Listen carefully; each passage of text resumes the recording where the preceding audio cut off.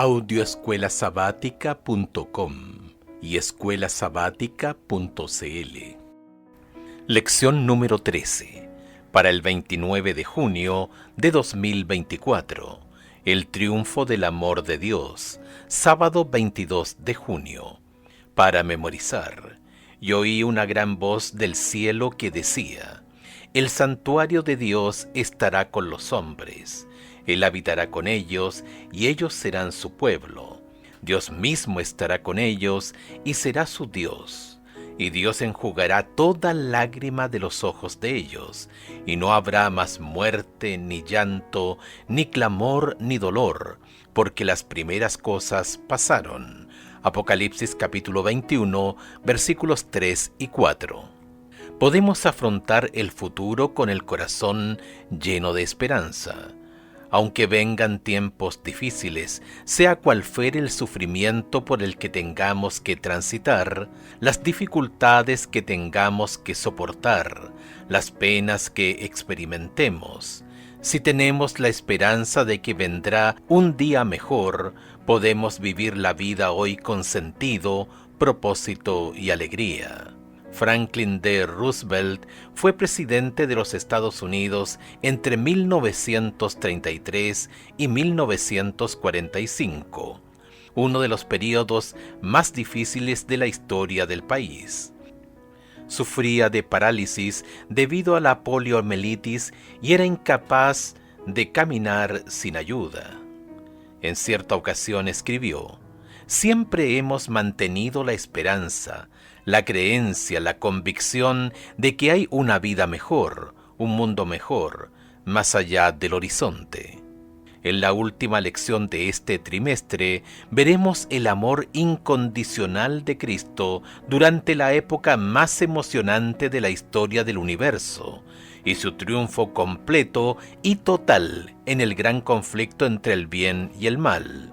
El último libro de la Biblia, el Apocalipsis, nos da esperanza para hoy, mañana y siempre. La lección de esta semana se basa en el conflicto de los siglos, capítulos 39 al 42. Domingo 23 de junio. Esperanza en tiempos difíciles. Escucha Apocalipsis capítulo 22, versos 11 y 12. Daniel capítulo 12, versos 1 y 2. Y Jeremías capítulo 30, versos 5 al 7. ¿Qué acontecimientos tendrán lugar justo antes de la segunda venida? Apocalipsis capítulo 22, versos 11 y 12. El que es injusto, sea injusto todavía, y el que es inmundo, sea inmundo todavía, y el que es justo, practique la justicia todavía, y el que es santo, santifíquese todavía. He aquí yo vengo pronto, y mi galardón conmigo, para recompensar a cada uno según sea su obra. Daniel capítulo 12, versos 1 y 2.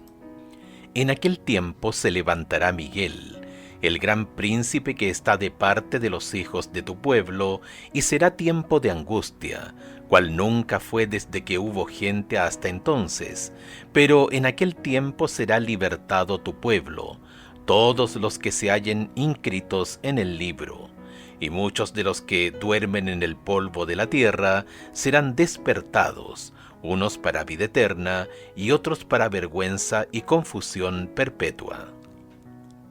Jeremías capítulo 30, versos 5 al 7. Porque así ha dicho Jehová: hemos oído voz de temblor, de espanto y no de paz. Inquirid ahora y mirad si el varón da a luz, porque he visto que todo hombre tenía las manos sobre sus lomos, como mujer que está de parto, y se han vuelto pálidos todos los rostros. Ah, cuán grande es aquel día, tanto que no hay otro semejante a él, tiempo de angustia para Jacob, pero de ella será librado.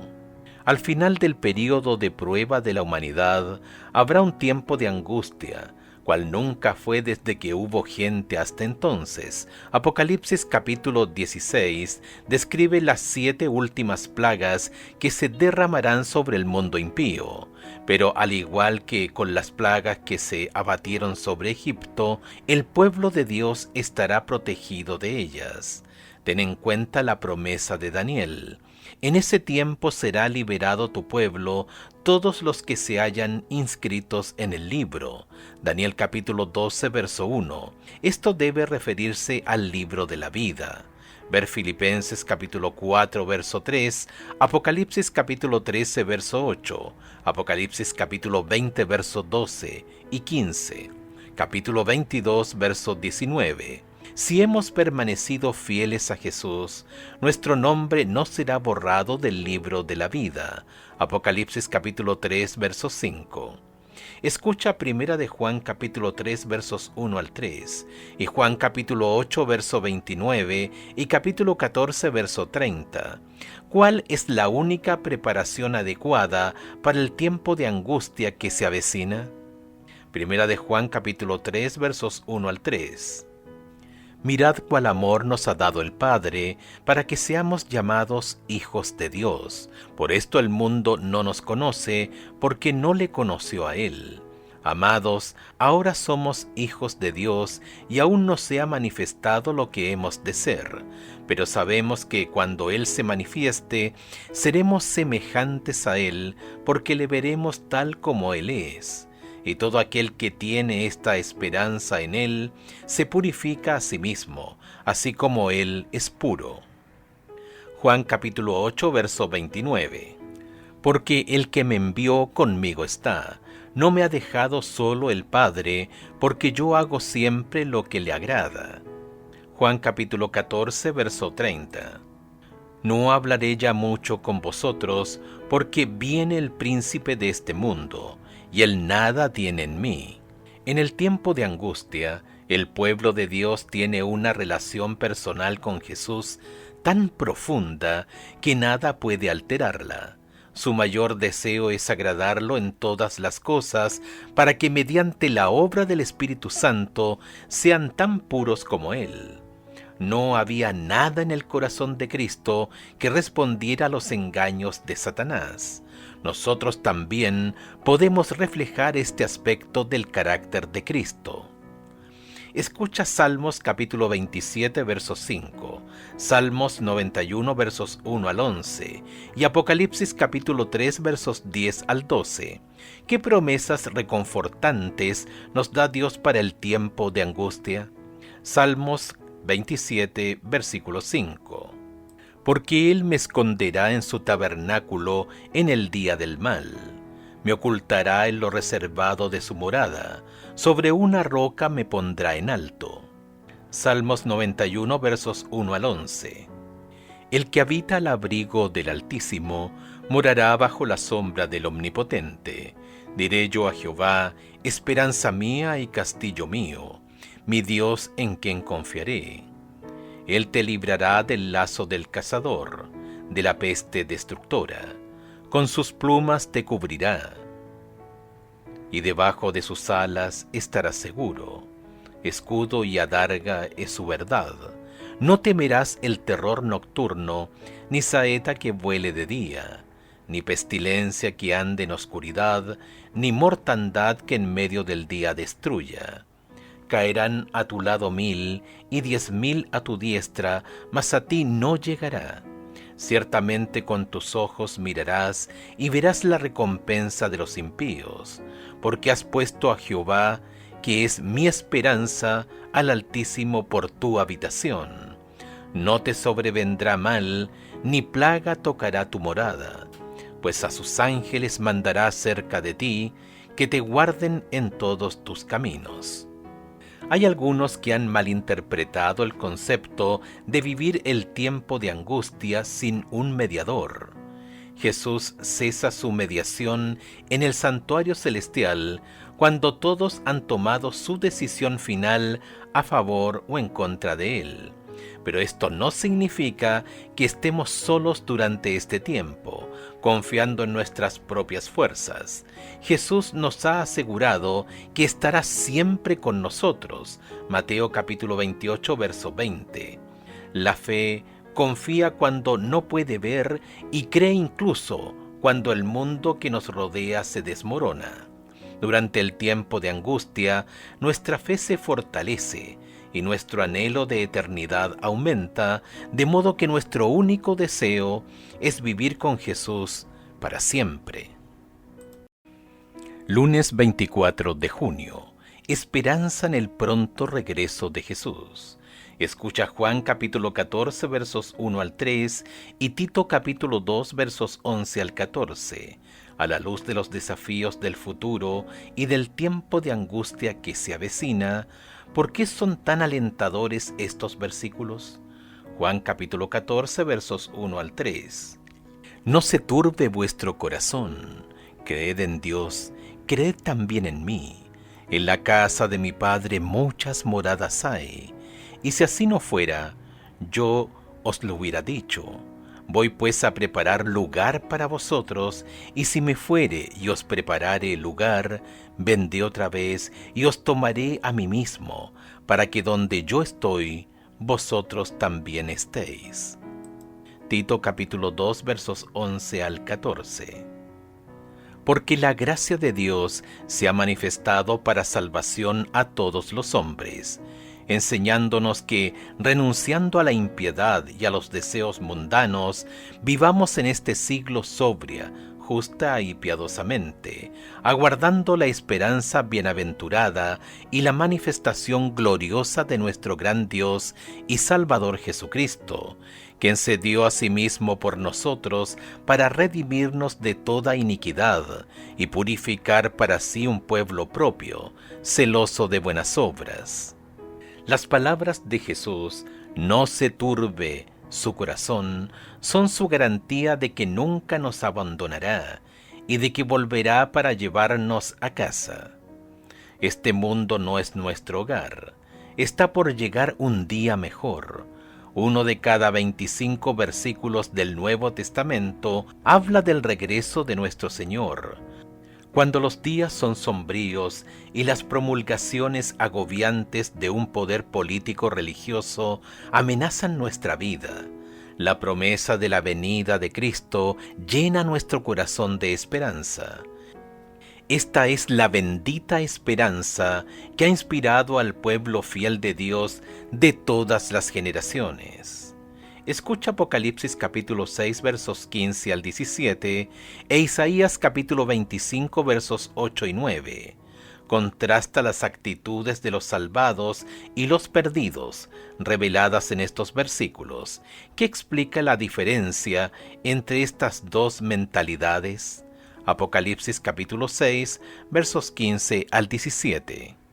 Y los reyes de la tierra, y los grandes, los ricos, los capitanes, los poderosos, y todo siervo y todo libre, se escondieron en las cuevas y ante las peñas de los montes, y decían a los montes y las peñas: Caed sobre nosotros, y escondednos del rostro de aquel que está sentado sobre el trono, y de la ira del Cordero. Porque el gran día de su ira ha llegado, ¿y quién podrá sostenerse en pie? Isaías capítulo 25 versos 8 y 9. Destruirá a la muerte para siempre, y enjugará Jehová el Señor toda lágrima de todos los rostros, y quitará la afrenta de su pueblo de toda la tierra, porque Jehová lo ha dicho. Y se dirá en aquel día: He aquí, este es nuestro Dios, le hemos esperado y nos salvará. Este es Jehová a quien hemos esperado, nos gozaremos y nos alegraremos en su salvación. Los impíos comprenden las horribles consecuencias del pecado, mientras que los justos han aceptado las maravillosas provisiones de la gracia. La rebelión contra Dios conduce al temor, la culpa a la condenación y finalmente a la perdición eterna. Nuestra respuesta a la gracia salvífica de Dios nos conduce al perdón, la paz y el gozo eternos en su glorioso regreso. Escucha Apocalipsis capítulo 15 versos 3 y 4 y el capítulo 19 versos 7. ¿Cómo responderán los redimidos a la gloriosa salvación provista sin reservas por medio de Cristo? Apocalipsis capítulo 15 versos 3 y 4. Y cantan el cántico de Moisés, siervo de Dios, y el cántico del Cordero, diciendo: Grandes y maravillosas son tus obras, Señor Dios Todopoderoso. Justos y verdaderos son tus caminos, Rey de los santos. ¿Quién no te temerá, oh Señor, y glorificará tu nombre? Pues solo tú eres santo, por lo cual todas las naciones vendrán y te adorarán, porque tus juicios se han manifestado. Apocalipsis capítulo 19, verso 7.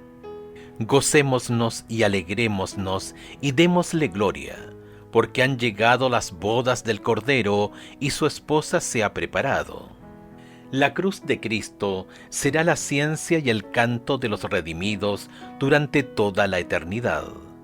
En el Cristo glorificado contemplarán al Cristo crucificado, que el hacedor de todos los mundos, el árbitro de todos los destinos, dejase su gloria y se humillase por amor al hombre, despertará eternamente la admiración y la adoración del universo.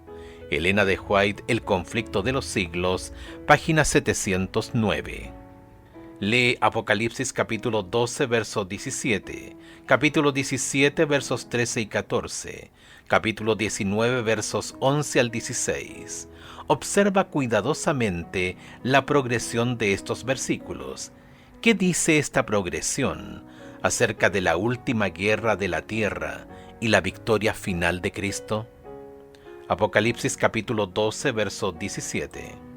Entonces el dragón se llenó de ira contra la mujer, y se fue a hacer guerra contra el resto de la descendencia de ella, los que guardan los mandamientos de Dios y tienen el testimonio de Jesucristo. Apocalipsis capítulo 17, versos 13 y 14. Estos tienen un mismo propósito, y entregan su poder y su autoridad a la bestia. Pelearán contra el Cordero, y el Cordero los vencerá, porque Él es Señor de señores y Rey de reyes, y los que están con Él son llamados y elegidos y fieles. Capítulo 19, versos 11 al 16. Entonces vi el cielo abierto, y aquí un caballo blanco, y el que lo montaba se llamaba Fiel y Verdadero, y con justicia juzga y pelea.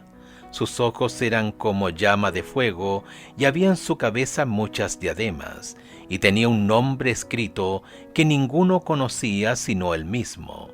Estaba vestido de una ropa teñida en sangre, y su nombre es el Verbo de Dios. Y los ejércitos celestiales, vestidos de lino finísimo, blanco y limpio, le seguían en caballos blancos. De su boca sale una espada aguda, para herir con ella a las naciones. Y él las regirá con vara de hierro, y él pisa el lagar del vino del furor y de la ira del Dios Todopoderoso. Y en su vestidura y en su muslo tiene escrito este nombre: Rey de reyes y Señor de señores. Martes 25 de junio. El milenio en la tierra. Apocalipsis capítulo 19 termina con una dramática descripción de la venida de Jesús y la destrucción de los impíos. Pero la historia no termina allí. Apocalipsis capítulo 20 nos introduce en un período que durará 1000 años, conocido como el milenio. Escucha Apocalipsis capítulo 20 versos 1 al 3. ¿Cuál será el destino de Satanás cuando Jesús vuelva? Vi a un ángel que descendía del cielo con la llave del abismo y una gran cadena en la mano, y prendió al dragón, la serpiente antigua, que es el diablo y Satanás, y lo ató por 1000 años, y lo arrojó al abismo y lo encerró, y puso su sello sobre él para que no engañase más a las naciones hasta que fuesen cumplidos 1000 años, y después de esto debe ser desatado por un poco de tiempo. Las imágenes de Apocalipsis capítulo 20 versos 1 al 3 son simbólicas. Satanás no está literalmente atado con una cadena y encerrado en un pozo. Durante 1000 años está confinado en esta tierra desolada y despoblada, atado por las circunstancias que él mismo ha creado. En 2 de Pedro capítulo 2 verso 4 leemos que Satanás y sus ángeles fueron reservados para el castigo mediante cadenas de oscuridad.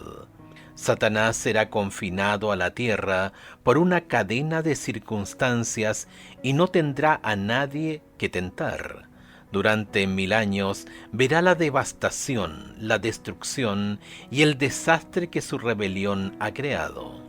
La palabra griega traducida como infierno es la misma de la que proviene la palabra abismo.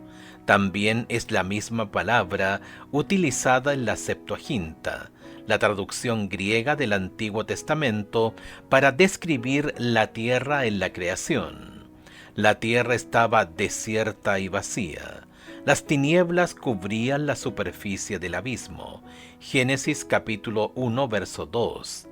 La palabra abismo aquí es la palabra griega abyssos. Esta describe una tierra desolada.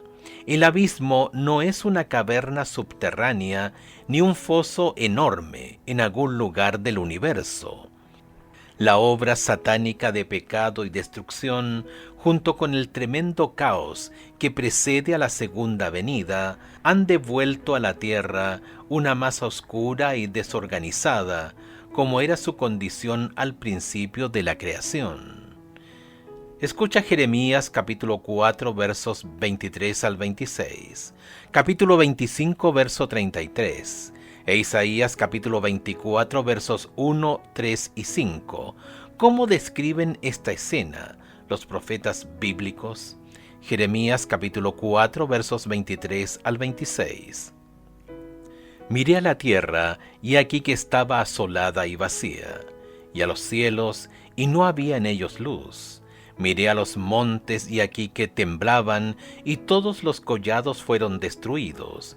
Miré, y no había hombre, y todas las aves del cielo se habían ido. Miré, y aquí el campo fértil era un desierto, y todas sus ciudades eran asoladas delante de Jehová, delante del ardor de su ira. Capítulo 25, verso 33. Y yacerán los muertos de Jehová en aquel día desde un extremo de la tierra hasta el otro.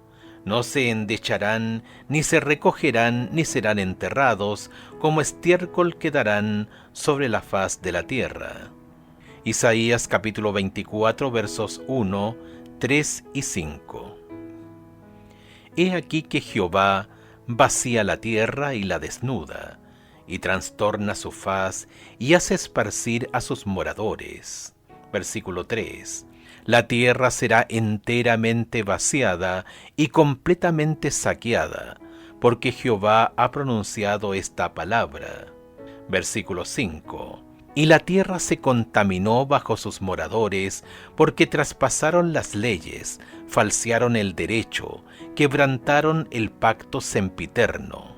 Los profetas enfatizan la destrucción catastrófica en la segunda venida de Cristo, y que ninguna persona queda viva en la tierra durante este período de 1000 años.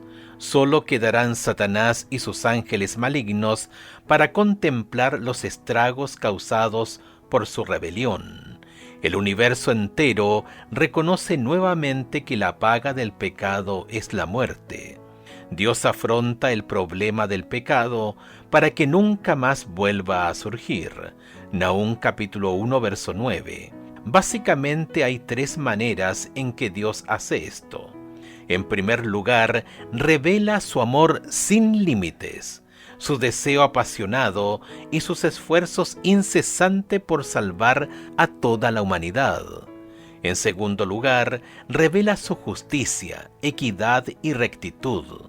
En tercer lugar, permite que el universo vea los resultados finales del pecado y la rebelión. Miércoles 26 de junio. El juicio en el milenio. Escucha Apocalipsis capítulo 20, versos 4 al 6. ¿Qué harán los justos durante los 1000 años y por qué es importante? Y vi tronos, y se sentaron sobre ellos los que recibieron facultad de juzgar. Y vi a las almas de los decapitados por causa del testimonio de Jesús y por la palabra de Dios, los que no habían adorado a la bestia ni a su imagen, y que no recibieron la marca en sus frentes ni en sus manos, y vivieron y reinaron con Cristo 1000 años. Pero los otros muertos no volvieron a vivir hasta que se cumplieron 1000 años. Esta es la primera resurrección. Bienaventurado y santo el que tiene parte en la primera resurrección.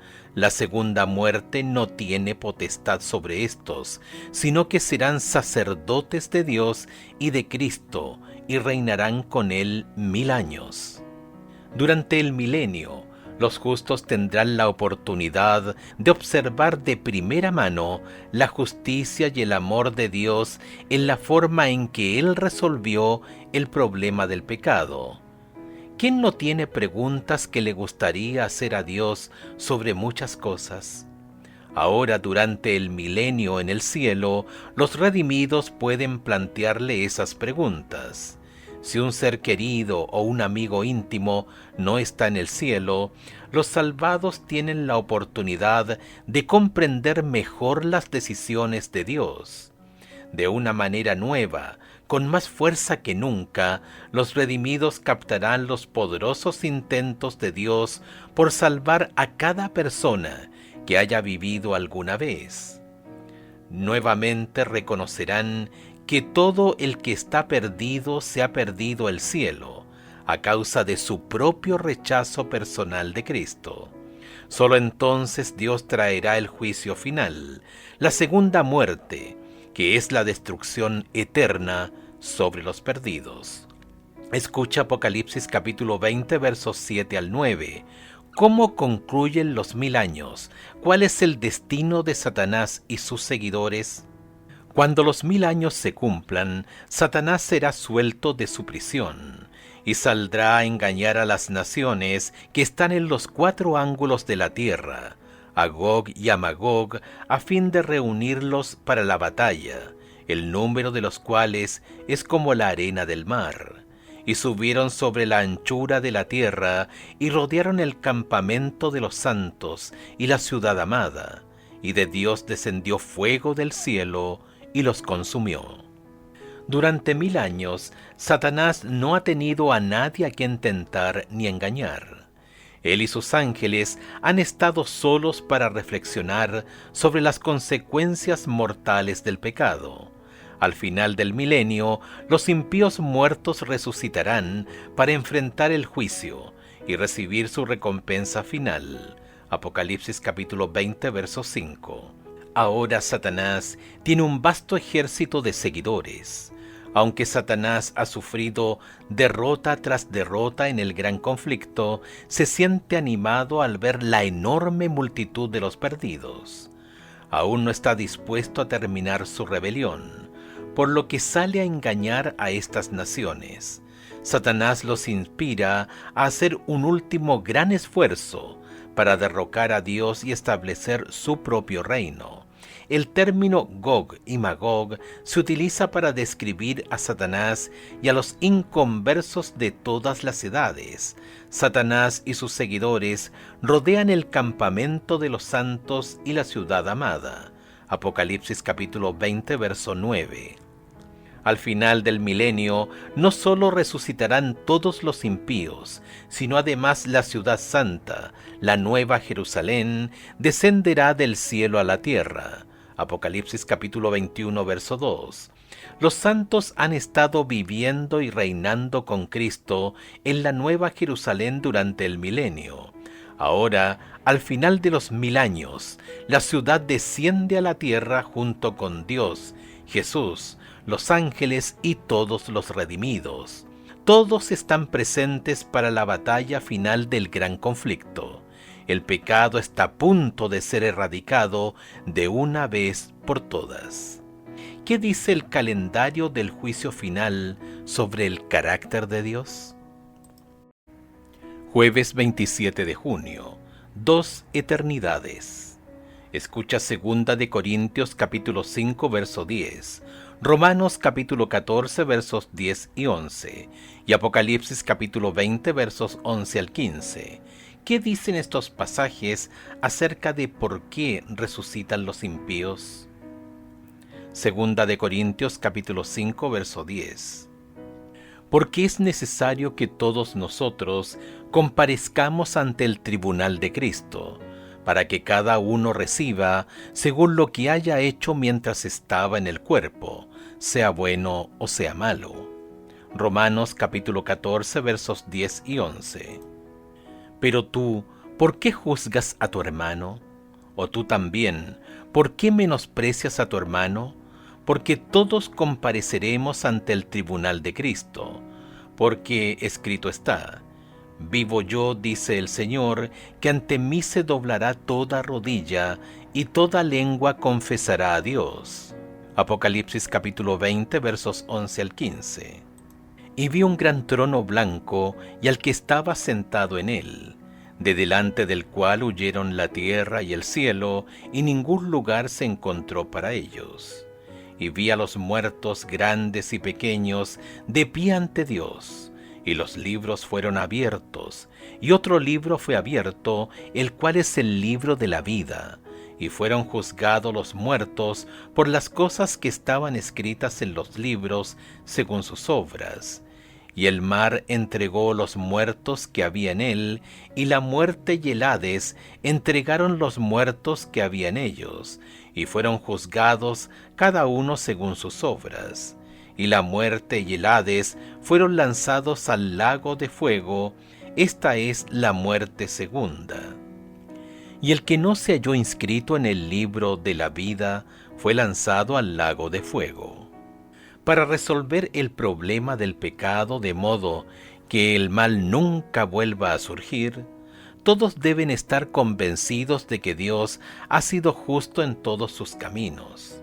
En última instancia, toda rodilla se doblará y reconocerá la justicia de Dios en el gran conflicto, incluso Satanás y sus ángeles malos, y que nunca hubo justificación alguna para la rebelión contra Dios.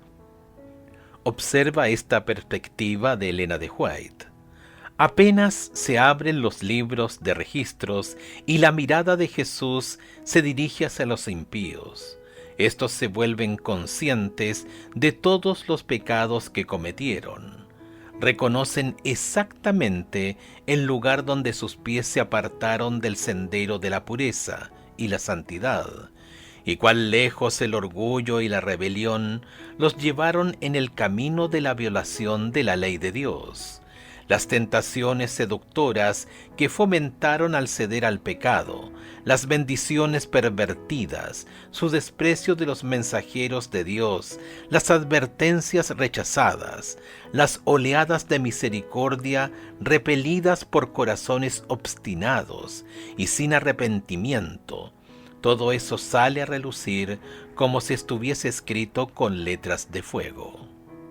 Todos los impíos del mundo están de pie ante el tribunal de Dios, acusados de alta traición contra el gobierno del cielo. No hay nadie que defienda la causa de ellos, no tienen excusa, y se pronuncia contra ellos la sentencia de la muerte eterna. Elena de White, El conflicto de los siglos, páginas 724 y 726.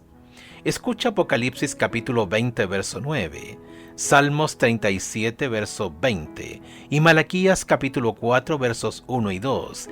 ¿Qué ideas nos dan estos pasajes acerca de la destrucción final del pecado y de los pecadores y la recompensa de los justos? Apocalipsis capítulo 20 verso 9. Y subieron sobre la anchura de la tierra y rodearon el campamento de los santos y la ciudad amada. Y de Dios descendió fuego del cielo y los consumió. Salmos 37, verso 20. Mas los impíos perecerán, y los enemigos de Jehová, como la grasa de los carneros, serán consumidos, se disiparán como el humo. Malaquías capítulo 4 versos 1 y 2. Porque aquí viene el día ardiente como un horno, y todos los soberbios y todos los que hacen maldad serán estopa. Aquel día que vendrá los abrazará, ha dicho Jehová de los ejércitos, y no les dejará ni raíz ni rama. Mas a vosotros, los que teméis mi nombre, nacerá el sol de justicia, y en sus alas traerá salvación, y saldréis y saltaréis como becerros de la manada. Lo bueno es que Satanás y sus ángeles malos serán destruidos en el lago de fuego. El pecado y los pecadores serán consumidos. Según Apocalipsis capítulo 20, verso 9, serán devorados, destruidos, no atormentados eternamente. El siguiente versículo utiliza la expresión para siempre o por los siglos de los siglos.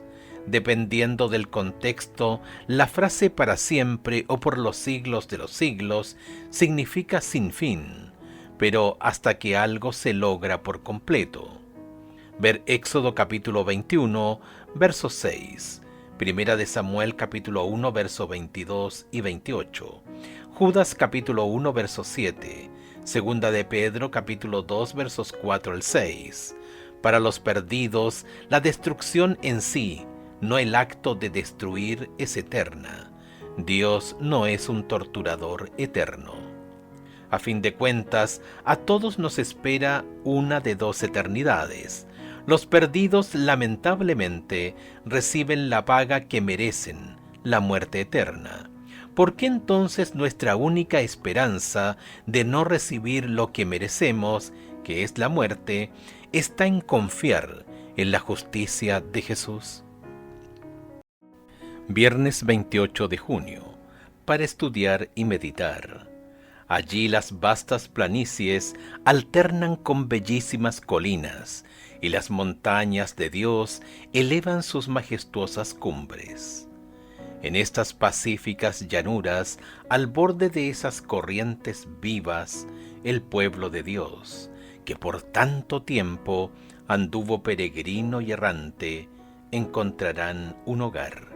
Allí las mentes inmortales reflexionarán con deleite inagotable en las maravillas del poder creador, en los misterios del amor redentor. Allí no habrá enemigo cruel y engañador para tentar a olvidarnos de Dios.